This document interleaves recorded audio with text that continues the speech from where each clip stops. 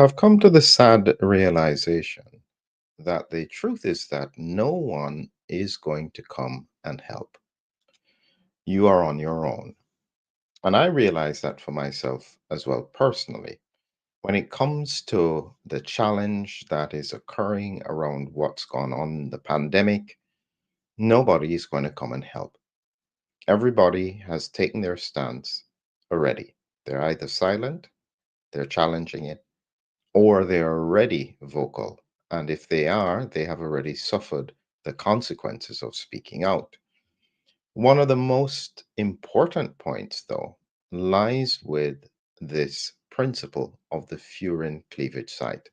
And I'm going to explain it a little bit just so that you grasp the basic concepts. But I'm going to make a call to those who are listening.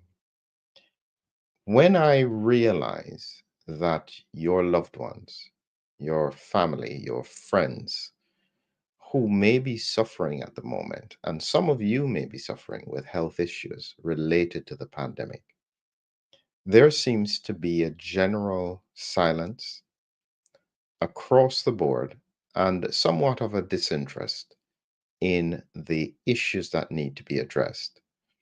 And what that means is that there are unlikely to be any easy solutions. What we're going to need are community healers, people who have an interest in health, who can communicate well, and are willing to learn. If you are one of those, just write the word interested in the comments. If you're live, do it after the live, and I'll be able to send you a link as I think about how to build a community of healers. Because there are so many people who are already sick and so many more who will get sick as this virus continues to circulate. So it's with great sadness that I recently did this post here. And this is on my Substack. So please, if you're interested, look in the link below. This molecular switch, this furin cleavage site.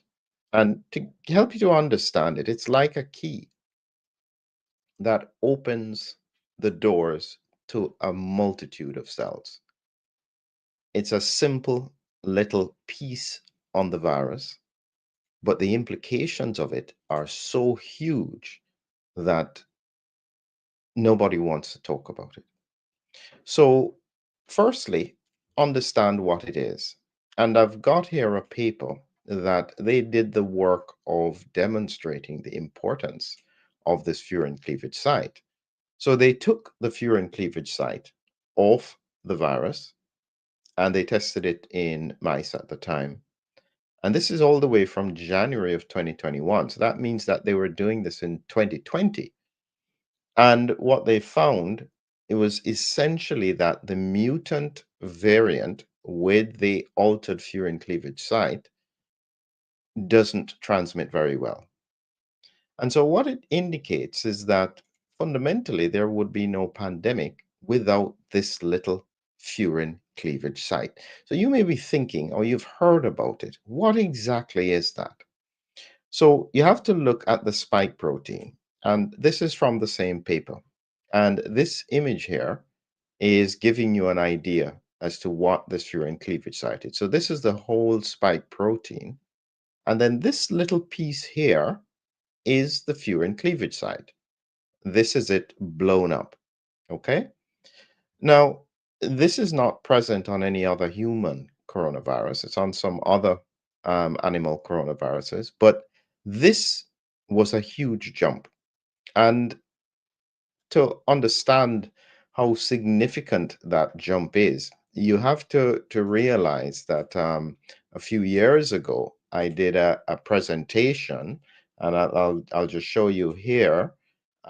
This is from one of our colleagues, Professor Bala Ambati, and in the Substack link is the link to this presentation. So this guy was just doing research, doing a blast sequence, trying to figure out, why was this virus going around, and he found something that blew his mind. And at the time, it was so significant that he sat on the information for about 8 or 9 months. He had no idea what to do with it.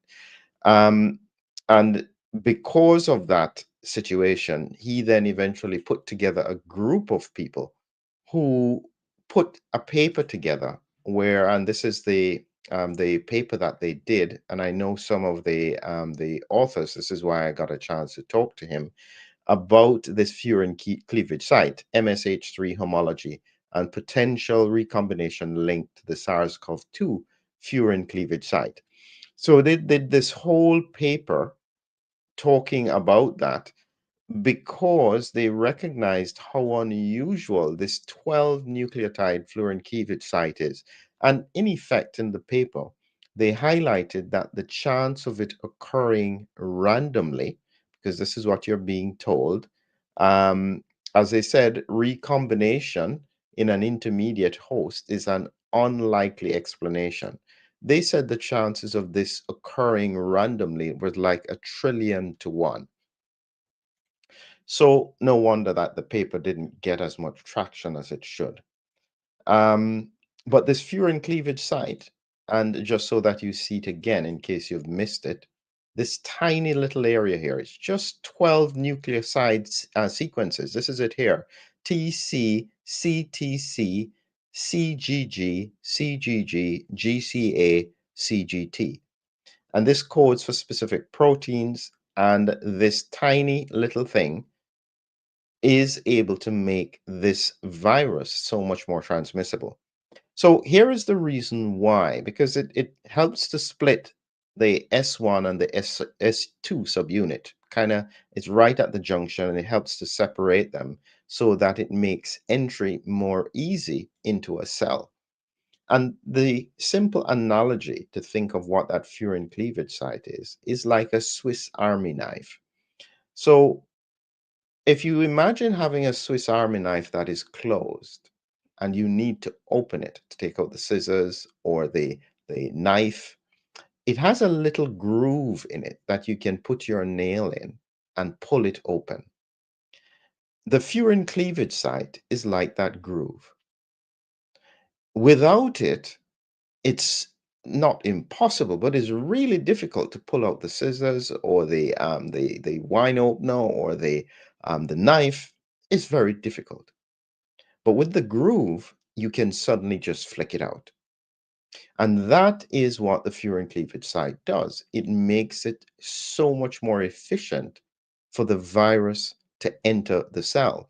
When I was doing the assessment of different viruses, looking at different viruses, asking, well, what happens if other viruses get this furin cleavage site? Measles is already very contagious, so this would just be enormous. RSV as well would have been really, really significantly augmented. But the fascinating one was influenza. Influenza, if put it this way, if you put a furin cleavage site on an influenza virus, it would become so pathogenic that it would kill everybody before they could spread it. So what you need is for it to be highly transmissible, mild early on, and capable of reinfecting repeatedly.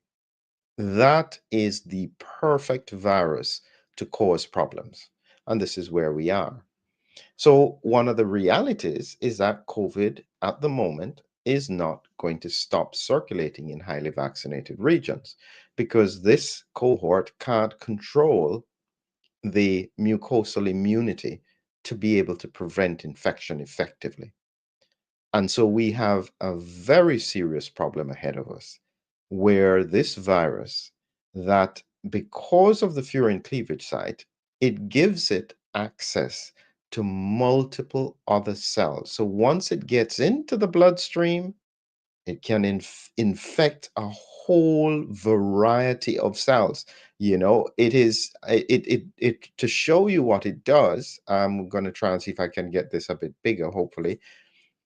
Because of that, not only can it infect the upper airway, but it allows extensive infection in the gut, blood vessels, brain, kidneys.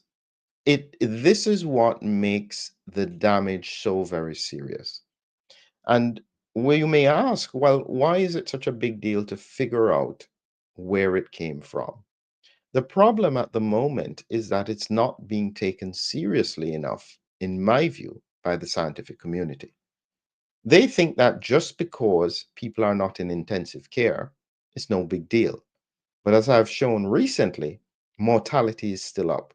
It is still killing people at a rate that is significantly worse than we could have imagined. What do we do? And so this is where we are now, that we have this huge crisis on our hand. Now, it was raised to a certain degree when the Republicans were challenging this in the United States. They raised the point about the origin. And I got here the rebuttal from the Democrats. So this is purely political now. This is not about science. So here you have the coronavirus pandemic Democrats select subcommittee saying that EcoHealth Alliance did not cause the COVID-19 pandemic, but did engage in questionable professional conduct. Now, you have to understand the backstory to this. So, as I said, this virus has some capabilities that are like unbelievable. So, here is a paper that was done by the Drastic Group. And again, they weren't appreciated because they were challenging the origin. And they put together this paper. And in it, they highlighted EcoHealth Alliance, they highlighted the Defense Advanced Research Projects Agency, DARPA, and they highlighted a date, the 27th of March 2018. And they highlighted that there was a proposal in great detail talking about experiments which could have directly resulted in the SARS-CoV-2 virus that emerged in Wuhan in the fall of 2019. They were The particular concern included the introduction of human proteolytic cleavage sites into SARS coronaviruses. That's the furin-cleavage site. They expressed interest in identifying viral strains which could exploit the DC sign pathway. This is to enter immune cells.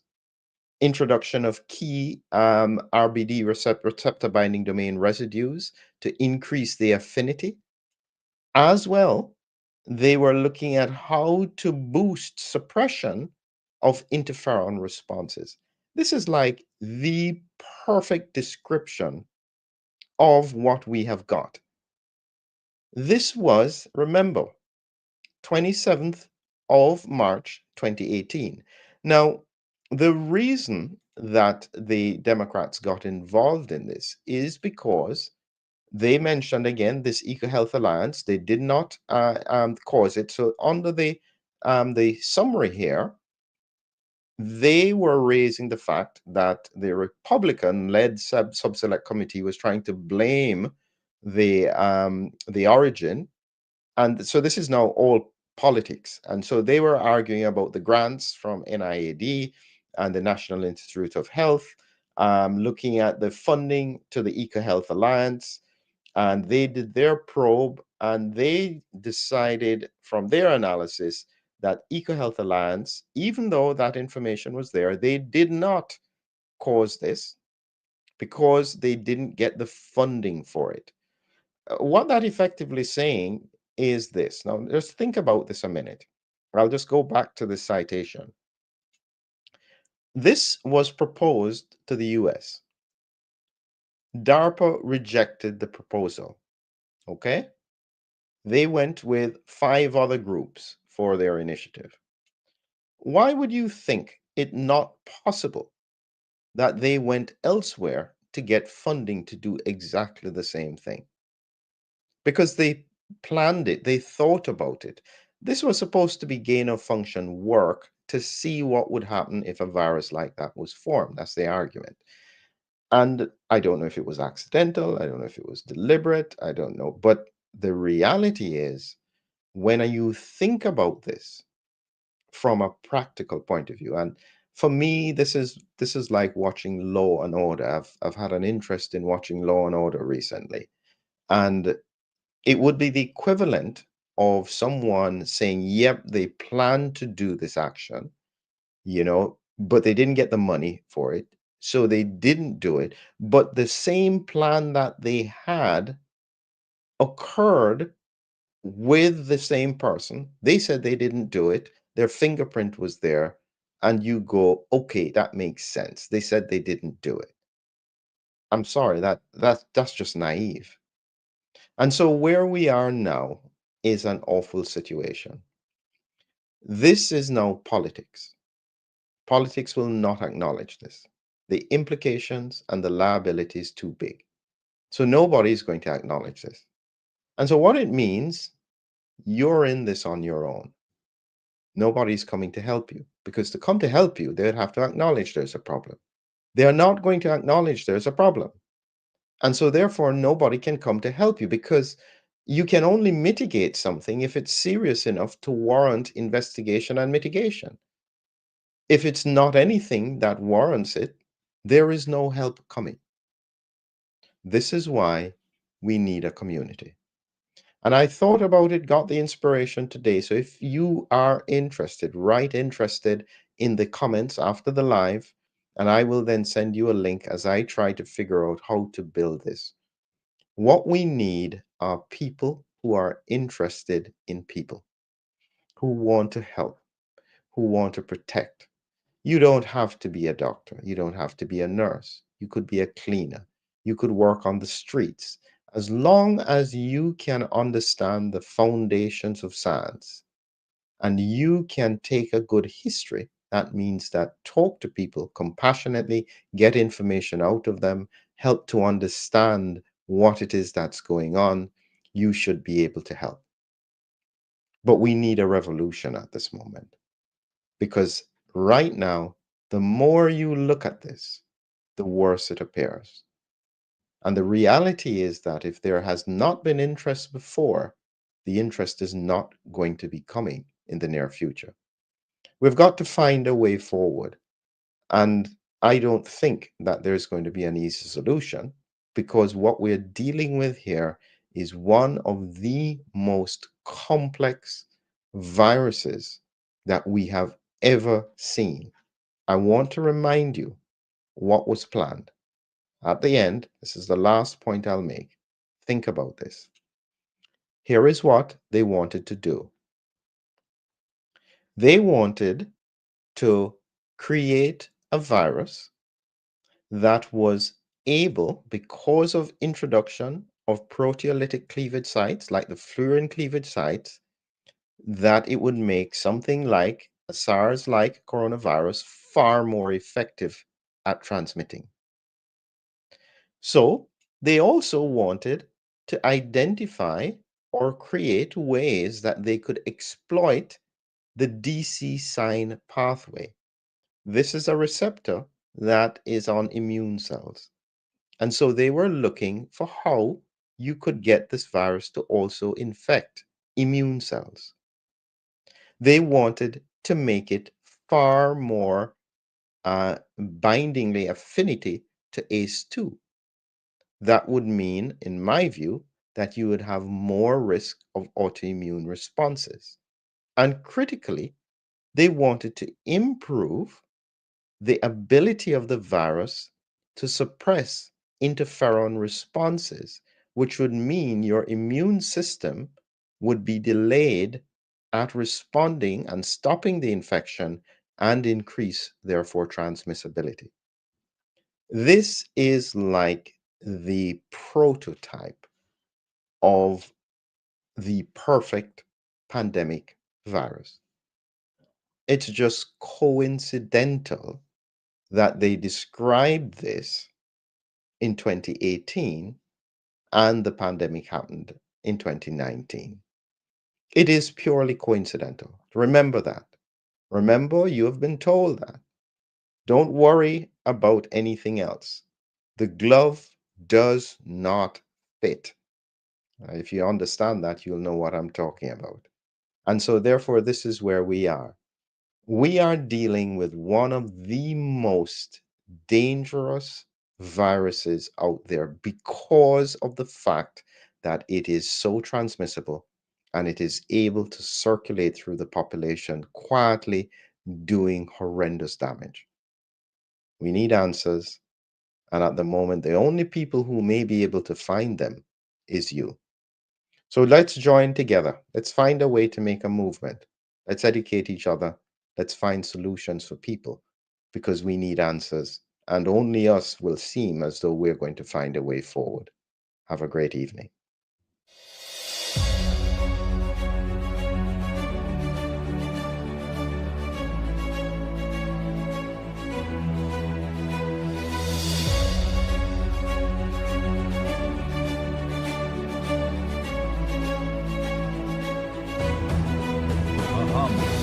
A hero, an immune adventure.